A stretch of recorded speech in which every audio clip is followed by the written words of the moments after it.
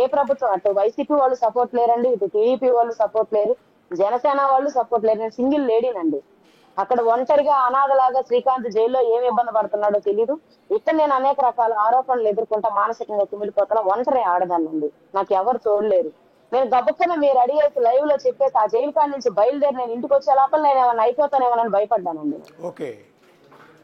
కానీ ఆ వీడియోలో మీరు చెప్తున్న కొలిశెట్టి జగదీష్ మీతో చాలా బాగా మాట్లాడుతున్నాడు, అక్క అక్క అంటున్నాడు, వస్తున్నాయి ఫీలింగ్స్ అని చాలా సరదాగా మాట్లాడుతున్నారు. మీరు కూడా అబ్బాయి నమ్మించి మోసం చేశాడు మమ్మల్ని అసలు ఆ వీడియో ఆ అబ్బాయి బయట పెడతాడు అని మేము అనుకోలేదండి. చెప్తున్నాను కదండి, నేను ఆ అబ్బాయి నన్ను వద్దన్ని వ్యతిరేకించేదాకా కూడా అన్ని కూడా అఫీషియల్ గానే నాయకులందరూ కూడా శ్రీకాంత్ అడుగుకి మడుగులు ఎత్తారండి.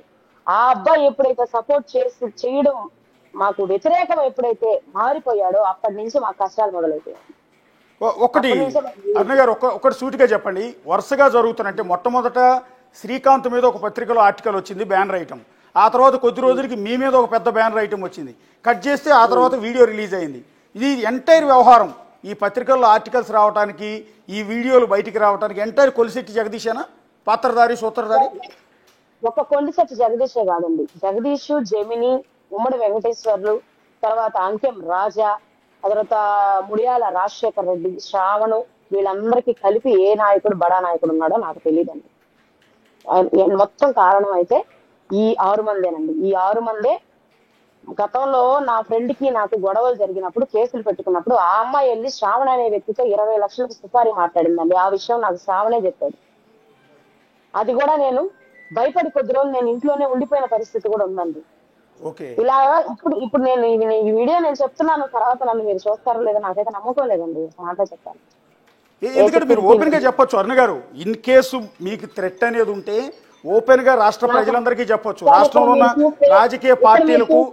ఒక నిమిషం నెల్లూరు ఎస్పీ గారికి, డీజీపీ గారికి మొత్తానికి రిక్వెస్ట్ చేయొచ్చు మీరు, నాకు థ్రెట్ ఉంది, పబ్లిక్ గా టీవీ ఛానల్ ముందు ఓపెన్ గా చెప్తున్నాను, నాకేమన్నా జరిగితే రెస్పాన్సిబిలిటీ వేళదే అన్న సంగతి. నా మీద థ్రెట్ ఉందని మీకు అర్థం అవ్వలేదు సార్, ఇప్పుడు అర్థం అవ్వట్లేదా? మీరు నాకు థ్రెట్ ఉందని అర్థం అవ్వట్లేదా? వాళ్ళు 2-3 మటర్లు చేసినటువంటి రౌడీ షీట్లు సార్, వాళ్ళు పెట్టిన పిటిషన్ మీద వేగవంతంగా విచారణ జరుగుతుంది. నా ప్రాణహాని ఉందని నేను పిటిషన్ ఇచ్చేంత వరకు నాకు సెక్యూరిటీ కల్పించలేదంటే వాళ్ళ స్టామినా ఏందో కూడా మీకు తెలుసు కదా సార్. ఇంకొక లాజిక్ సార్, ఇక్కడ శ్రీకాంత్ గురించి ఒక బ్యానర్ ఐటమ్ వచ్చింది, పెరోల్ క్యాన్సిల్ అయిపోయింది, తర్వాత నా వైపు తిప్పారండి బాణాన్ని. అంటే టార్గెట్ నేను, ఎందుకంటే ఇలా మానసికంగా నలిపితే నేను ఇక్కడ నుంచి వదిలి వెళ్ళిపోతానా, లేకపోతే ఏదన్నా చేసుకొని చచ్చిపోతానా, శ్రీకాంత్ కి అడ్డం లేకుండా పోతుంది. శ్రీకాంత్ కి ఈ అమ్మాయి ఉంటేనే శ్రీకాంత్ మంచి మార్గంలో నడిపిస్తుంది, లేకపోతే శ్రీకాంత్ ఒంటరి అయిపోతాడు, జీవితాంతం జైల్లో పెట్టి, మీరు నోట్ చేసుకోండి ఈ పాయింట్, జీవితాంతం జైల్లో పెట్టి అతని పేరు ఇక్కడ నాయకుల దగ్గర వాడుకొని, అతనికి ఏ సమాచారం తెలియపరచకుండా ఇక్కడ నాయకుల దగ్గర వాడుకొని వాళ్ళు ఎదగాలనే దురుద్దేశం అండి వాళ్ళకి. ఆ దురుద్దేశంకి అడ్డం నేనండి. ఇక్కడ ఎంటైర్ చూస్తే ఇప్పుడు శ్రీకాంత్ టాపిక్ అనేది సైట్ చేశారు, పెరోల్ టాపిక్ సైట్ చేసేసారండి. పెరోల్ టాపిక్ సైట్ చేసేసి నన్ను మాత్రమే కేసులో పెడుతున్నారు, నన్ను మాత్రమే నలుపుతున్నారు.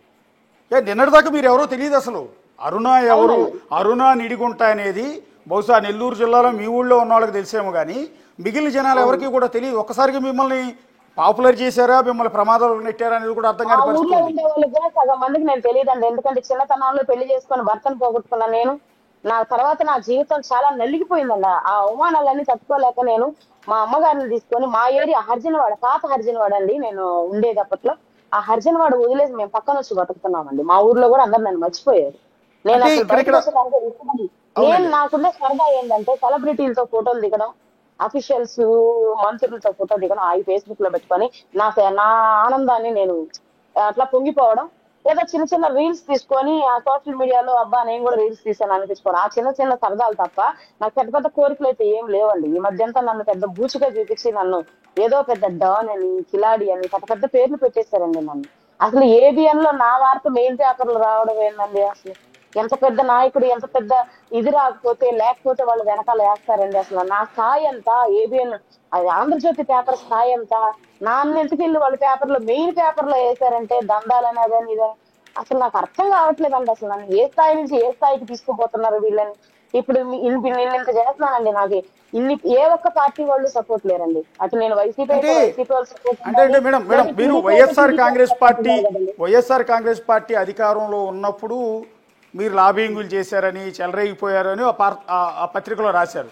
అలాగే మీ సోషల్ మీడియాలో రాస్తున్నారండి. ఫోటోలు కూడా వైఎస్ఆర్ కాంగ్రెస్ పార్టీ మంత్రులు రోజా కావచ్చు, తావేటి వనిత కావచ్చు, సుచరిత కావచ్చు, విడుదల రజనీ కావచ్చు, జగన్మోహన్ రెడ్డి గారు కావచ్చు, ఇట్లా వైఎస్ఆర్ కాంగ్రెస్ పార్టీలో ముఖ్యమైన నేతలందరితో మీ ఫోటోలు ఉన్నాయి సోషల్ మీడియాలో. ఇవన్నీ చూసిన తర్వాత అందరూ అనుకునేది ఏంటంటే కాదండి, ఈ అన్ని చూసిన తర్వాత అనుకునేది ఏంటంటే మీరు వైఎస్ఆర్ కాంగ్రెస్ పార్టీ నేత అయి ఉంటారు, వాళ్ళతో సన్నిహితంగా ఉన్నారు కాబట్టి ఆ పార్టీలో కొనసాగుతున్నారు. సో ఇలాంటి కష్టకాలంలో మీకు వైఎస్ఆర్ కాంగ్రెస్ పార్టీ అండగా ఉంటుంది అని అనుకుంటారు సహజంగానే అందరూ, ఇంక్లూడింగ్ మేము కూడా.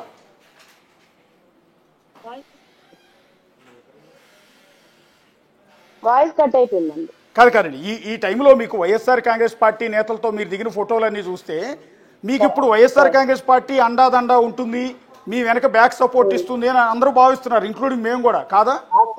సార్ ఒక్కరు ఫోన్ చేయలేదు సార్ నాకు. నా నంబర్ సిడిఆర్స్ పెట్టి చూడండి. ఏ వైఎస్ఆర్సీపీ వాళ్ళు కనీసం మహిళలు కూడా స్పందించలేదండి. నేను ఒక మహిళ మీద ఇన్ని ఆరోపణలు వస్తున్నాయని కనీసం, సరే నేను టీడీపీ వాళ్ళతో ఫోటోలు దిగుండను, వైసీపీ వాళ్ళతో ఫోటోలు దిగున్నాను, ఏ ఒక్క పార్టీ నాయకుడు కానీ ఏ ఒక్క పార్టీ మహిళలు కానీ స్పందించలేదండి. ఎవరు కూడా నాకు ఫోన్ చేసి ధైర్యం చెప్పిన వాళ్ళు లేరు, నా ముందుకు వచ్చి నన్ను పలకరించిన వాళ్ళు లేరు, నా కోసం ప్రెస్ మీట్లు పెట్టిన వాళ్ళు లేరండి. అట్లీస్ట్ నేను ఒక దళిత మహిళగా ఇన్ని అవమానాలు ఎదుర్కొంటే కనీసం దళిత సంఘాలు కూడా నాకు స్పందించలేదండి. ఇంకా మీరు ఆలోచించండి నేను ఎంత పెద్ద నాయకురాలు. అంటే ఒకటి సూటిగా చెప్పండి, ఇప్పుడు ఎవరైతే జైల్లో ఉన్న పెరోల్ ఖైదీ శ్రీకాంత్ ఎవరైతే ఉన్నారో, శ్రీకాంత్ పక్కా టీడీపీ మనిషి, టీడీపీ కార్యకర్త అని చెప్తున్నారా? అవును సార్, పక్కా టీడీపీ మనిషి అండి. ఆయన టీడీపీ కార్యకర్త అండి. ఫస్ట్ నుంచి డే 1 నుంచి ఇప్పటిదాకా ఆయన టీడీపీ కోసమే కష్టపడ్డాడు, టీడీపీ కోసమే పాకులాడాడు. సో ఒకవేళ మీరు చెప్తున్నట్టు అతను టీడీపీ మనిషి అయి ఉంటే అదే టీడీపీ ప్రభుత్వం, కూటమి ప్రభుత్వం అతని పెరోల్ని రాత్రికి రాత్రి రద్దు చేసి ఎందుకు పంపించేస్తుంది లోపల జైల్లోకి?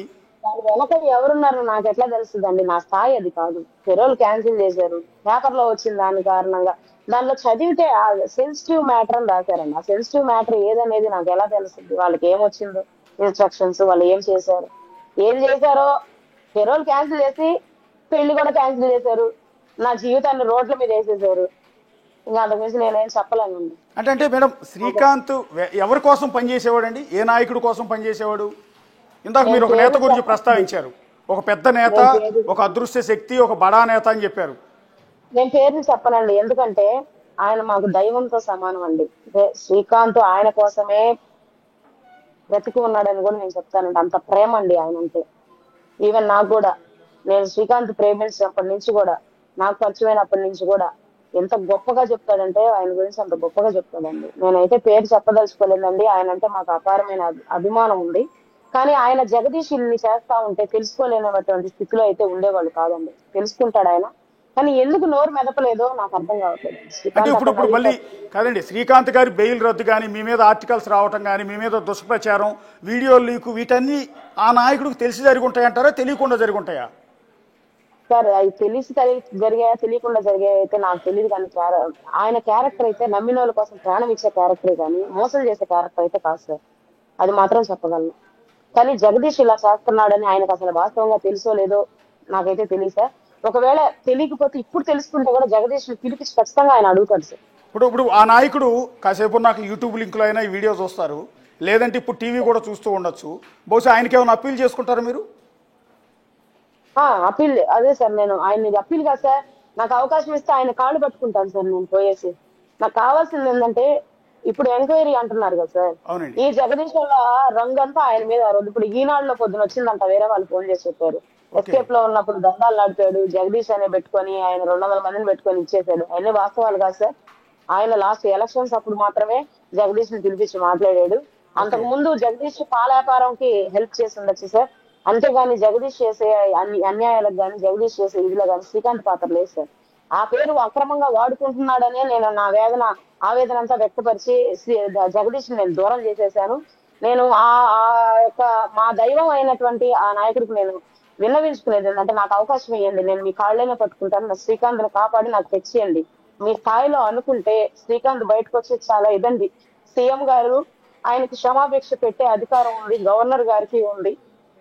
నా ప్రేమను బతికించండి, మీ రాజకీయాల్లోకి మేము ఎంటర్ అవ్వము, మీ రాజకీయాల్లోకి మేము రాము, అసలు మాకు వద్దు, మేము ఇక్కడి నుంచి వెళ్ళిపోయేదానికి సిద్ధంగా ఉన్నాం, మేము వెళ్ళి ఎక్కడైనా హ్యాపీగా ఏదో ఒక పని చేసుకొని బతుకుతామండి, నాకు శ్రీకాంత్ని క్షేమంగా తెచ్చివ్వండి చాలు.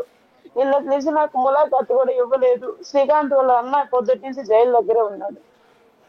శ్రీకాంత్ని కాపాడి నాకు తెచ్చివ్వండి. శ్రీకాంత్ని అన్యాయంగా లోపలే పెట్టే కుట్రలు జరుగుతున్నాయేమో నాకు అర్థం కావట్లేదు. వాటిలన్నిటి మీద ఈ కుటుంబ ప్రభుత్వంలో నాయకులు, ఆయన దగ్గర లబ్ధి పొందిన వాళ్ళందరూ కూడా స్పందించండి నేను వేడుకుంటున్నాను.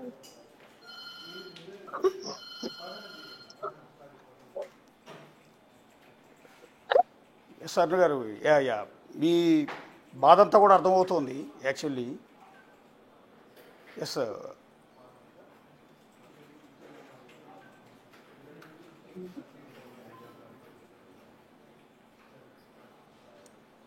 ఒకసారి ఆవిడ జగదీష్ నన్ను చంపేంత వరకు కూడా జగదీష్ నిద్రపోడండి. ఎన్ని అలిగేషన్స్ చేయించాడు ఇప్పటికి, ఓకే, ఎన్ని అలిగేషన్స్, ఎన్ని పిటిషన్లు పెట్టాడు. ఎంటైర్ డిపార్ట్మెంట్ మొత్తంలో నన్ను ఎదవం చేశాడు, శ్రీకాంత్ ని ఎదవం చేశాడు. అబ్బాయికి ఏం కావాలి అర్థం కావట్లేదండి. పోనీ ఏం చేయాలి? మమ్మల్ని చంపేస్తే ఇంతతో గవర్నమెంట్ టైం వేసుకోకుండా పోతుందా? జైల్లో అది బయట నన్ను చంపేయమని చెప్పండి.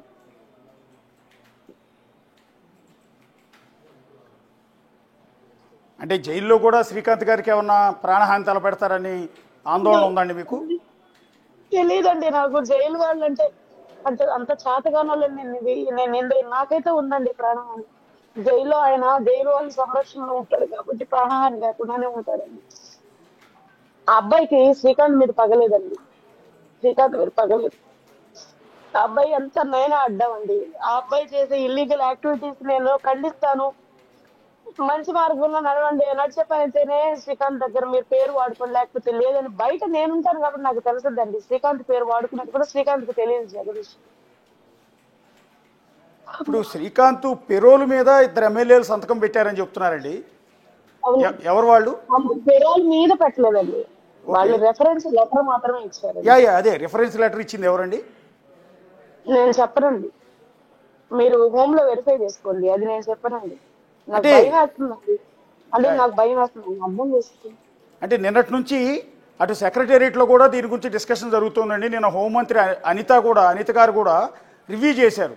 ఆవిడ అంటున్నది ఏంటంటే, నా నోటీసులో లేకుండానే ఒక 2 ఎమ్మెల్యేల సిఫార్సుతో పెరోల్ లెటర్ వచ్చింది, దాని మీద హోంశాఖ సెక్రటరీ పెరోల్ మంజూరు చేసేశారు, ఇది నాకు తెలియకుండా జరిగింది అనేది ఆవిడిస్తున్న వివరణ. దాని మీద ఎంక్వైరీ కూడా ఆదేశించారు. ఒకసారి ఎమ్మెల్యే గారు 2 ఎమ్మెల్యే గారు ఇచ్చిన లెటర్ మీద హోంమంత్రి అనిత గారే సర్క్యులేట్ రాశారండి. ఆమె సంతకం, ఆమె స్టాంప్ ప్యాడ్ వేసుంటారండి.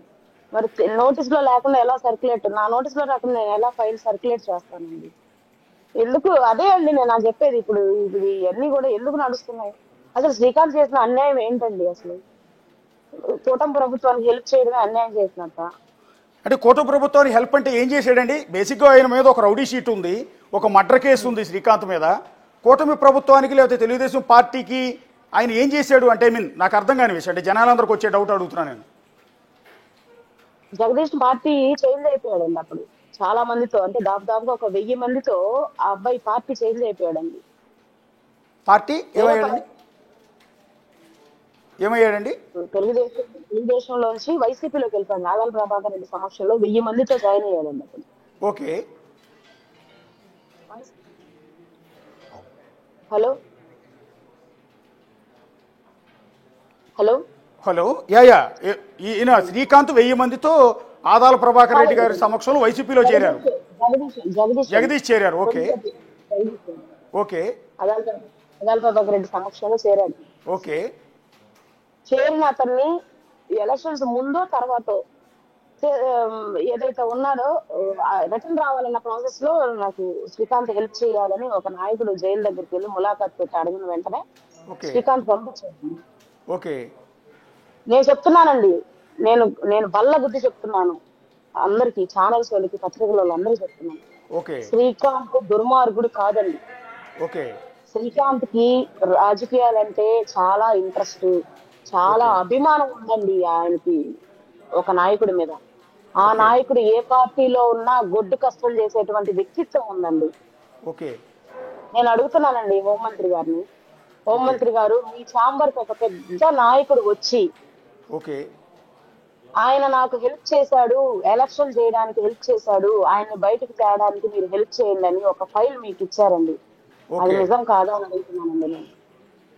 అవన్నీ మీరు ఎందుకు వాస్తవాలు దాచిపెడుతున్నారండి? ఈ రోజు సమస్య వచ్చిందని ఏదో నేను నేను నేను నేను కానీ శ్రీకాంత్ వాళ్ళ ఫాదర్ కానీ ప్రిన్సిపల్ సెక్రటరీ గారు సంతకం పెట్టేసుకొని ఏమైనా ఆర్డర్ తెచ్చామా అండి? నేను అడుగుతున్నాను. కాదే. అంటే మీరు వెరిఫై ఆ చేసి పెద్ద నాయకుడే డైరెక్ట్ గా ఫైల్ తీసుకెళ్లి అనిత గారి దగ్గరికి వెళ్ళి పెట్టారు. అది ఆయన బయటకు తేవాలి అన్న ఉద్దేశంతో చర్యలు కాదండి, అది ఓకే. చర్యలు కాదండి, ఓకే. మరి చర్యలు అయితే ఎందుకంటే కాదండి. అంతగా ప్రేమించే వ్యక్తి, అంతగా అభిమానించే నాయకుడు, శ్రీకాంత్కి జగదీష్ ఆయన అంటే వ్యతిరేకం ఇష్టం, ఆయనకి శ్రీకాంత్ అంటే ఇష్టం, అలాంటి వ్యక్తి ఎందుకు ఇప్పుడు పట్టించుకోవట్లేదు? ఏదైనా మార్చేది చెప్పుడు మాటలేనండి. ఓకే. ఎంత మనిషినైనా చెప్పుడు మాటలు మార్చేస్తాయి. జగదీష్ ఏ విధంగా చెప్పుడు మాటలు చెప్పాడో నాకు తెలియదు కాదండి. సీన్ మొత్తం రివర్స్ అయిపోయిందండి ఇప్పుడు. ఈ రోజు నా వీడియోలు బయటకు రావడానికి కానీ, శ్రీకాంత్ ఈ రోజు బంధించబడ్డా నిజంగానే బంధించున్నాడండి. ఇంతకుముందు ఆ కర్మ ఆయనకు లేదు. ఒక ఓకే. అతను ఎవరో మధుసూదనం ఎవరో ఒక అతను ఏదో పెట్టాడండి ఒక ఛానల్లో మధ్యాహ్నం పొద్దున్న. నేను యూట్యూబ్ లో చూసాను నిద్రలో ఏం కానీ. ఆయన అన్నాడు వ్యవస్థలు నిర్వీర్యం అయిపోయాయి, ఆ అమ్మాయి బయటేసిందని. ఓకే. వ్యవస్థలు అనేవి ఎక్కడ బాగున్నాయండి? ఎక్కడ బాగున్నాయి వ్యవస్థలు? చెప్పండి. వ్యవస్థ బాగుంటే ఇంటెలిజెన్స్ వాళ్ళకి ఈ నిజాలు తెలియదా? ఈ నిజాలు ఎందుకు మీరు సీఎం గారికి పంపించడం లేదని నేను క్వశ్చన్ చేస్తా ఉన్నానండి. ఓకే. ఈ విషయాలు తెలియదా? ఆయన ఎవరి కోసం పాకులాడతాడు, ఆయన ఎవరి కోసం బ్రతుకుతున్నాడు, ఆయన ఎవరి కోసం జైల్లో ఉన్నాడు, ఆయన ఎవరి కోసం ఊపిరి పీల్చుకుంటున్నాడు, ఆయన దైవం ఎవరు, ఆయన ఎవరి కోసం ఉన్నాడు అనే వాస్తవం ఇంటెలిజెన్స్ వాళ్ళకి తెలియదా? వాళ్ళు ఎందుకు సీఎం గారికి నివేదిక పంపించలేదు? సీఎం గారు చంద్రబాబు నాయుడు గారు ఆయన అడ్మినిస్ట్రేషన్ కానీ ఆయన ప్రభుత్వాన్ని నడిపించేటువంటి వాళ్ళు కానీ సమర్థవంతంగా ఉంటారని మా ఫాదర్ చెప్తా ఉంటారండి నన్ను. సీఎం చంద్రబాబు నాయుడు గారు నిజమైన నివేదిక తెప్పించుకుంటే కష్టపడ్డ పాత టీడీపీ కార్యకర్త శ్రీకాంత్ బాధ మీకు తెలుస్తుందండి. సో ఈయన జైలుకి వెళ్ళటానికి కూడా కారణం ఆ, ఆయన నమ్ముకున్న మీరు చెప్తున్న ఆ పెద్ద నాయకుడి కోసమే జైలుకి వెళ్ళారండి? కాదండి, ఓకే. కాదండి.